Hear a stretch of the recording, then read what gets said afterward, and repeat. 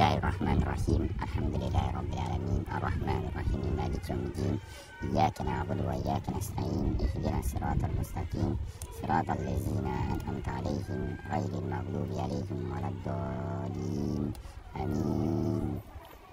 اللهم صل وسلم وبارك على سيدنا محمد الفاتح لما أغلق والخاتم لما سبق ناصر الحق بالحق والهادي إلى صراطك المستقيم وعلى آله حق قدره ومقداره العظيم.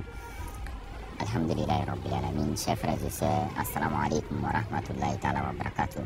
Alhamdulillah, chers abonnés, chers membres de notre communauté, chers membres de notre chaîne YouTube, les enseignements du Coran. Alhamdulillah Rabbil Alamin.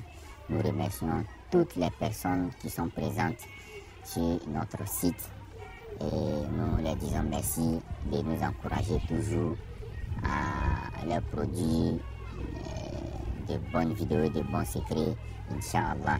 Alhamdulillah Rabbil Alamin. Chers frères et sœurs, aujourd'hui nous allons voir un secret pour avoir le secours divin. Pour avoir le secours divin, Allah subhanahu wa ta'ala va vous venir en aide. Il va vous apporter une aide vraiment très grande. Vraiment, c'est un secret de Hasbunallah wa ni'mal wakil. Vraiment qui est très rapide et qui répond très bien, Inch'Allah. Alors Dieu va vous aider à résoudre votre problème. Si vous avez n'importe quel problème, n'importe quel souci, vraiment faites ce secret là. Vous allez voir beaucoup de changements. Ceux qui ont les dettes, ceux qui doivent, ceux qui ont des problèmes, des soucis financiers, n'importe quel besoin, mariage, enfants et autres. Vraiment, Allah va vous répondre très favorablement. Il va vous répondre d'une manière dont vous ne vous attendez même pas.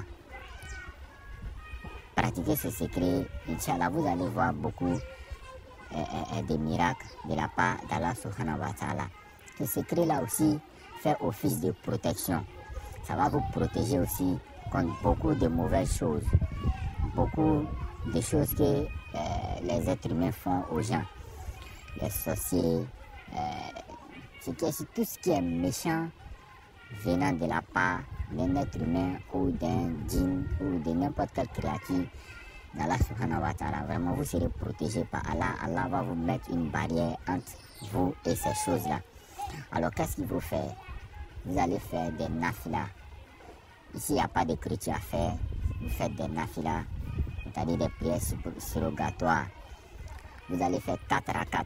Dans la première rakat, vous allez lire la sourate al-Fatiha et Hasbunallahu wa ni'mal wakil 10 fois.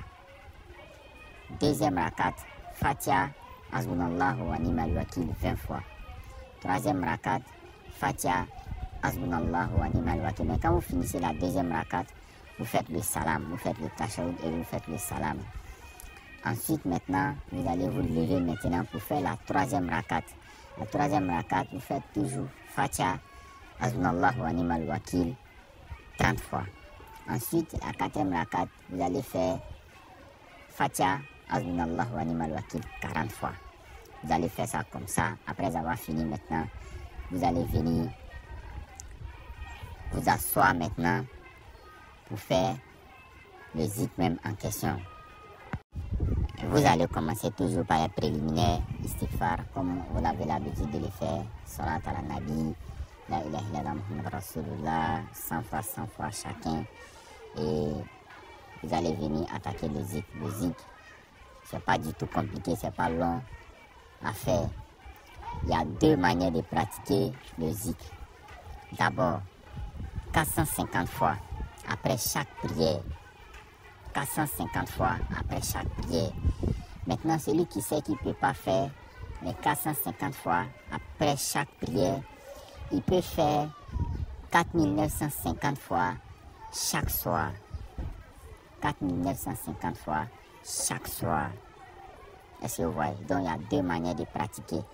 Ceux qui ont la possibilité de faire le zikr Hasbunallahu wa ni'mal wakil, Hasbunallahu wa ni'mal wakil 450 fois après chaque prière, c'est-à-dire on a 5 prières dans la journée, il fait 450 fois 5 dans les 5 prières. Après chaque prière, il fait 450 fois. Après chaque prière, il fait 450 jusqu'à les 5 prières.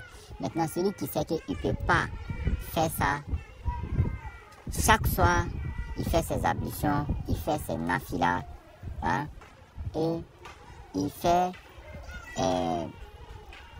le zik 4950 fois. Et j'aimerais souligner quelque chose. Ceux qui vont faire les 450 fois après chaque prière, le nafla, on le fait après la prière de Isha. Le nafla, on le fait après la prière de Isha. C'est-à-dire, après la prière de Isha, c'est là que tu fais les nafla et puis tu fais le zik. Est-ce que vous voyez? Tu fais le zik. Mais pendant la journée, on ne fait pas les nafla. C'est la nuit après la prière de Isha seulement qu'on fait les nafla. Voilà, donc j'aimerais signer ça.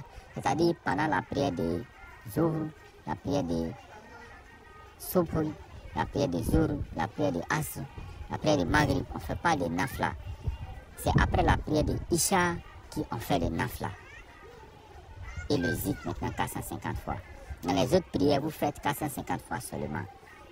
Est-ce que vous voyez? Maintenant, ceux qui vont faire la nuit 4950 fois, vous, c'est obligé que vous faites des nafla. Inch'Allah, qu'Allah nous donne la bonne compréhension. Inch'Allah, qu'Allah mette la baraka, qu'Allah mette le moussayab dans tous les recettes que nous pratiquons. Bonne fin de mois de Ramadan, Inch'Allah. Salam alaikum wa rahmatullahi ta'ala wa barakatuh. N'oubliez pas de vous abonner, d'activer la cloche de notification et de partager les vidéos.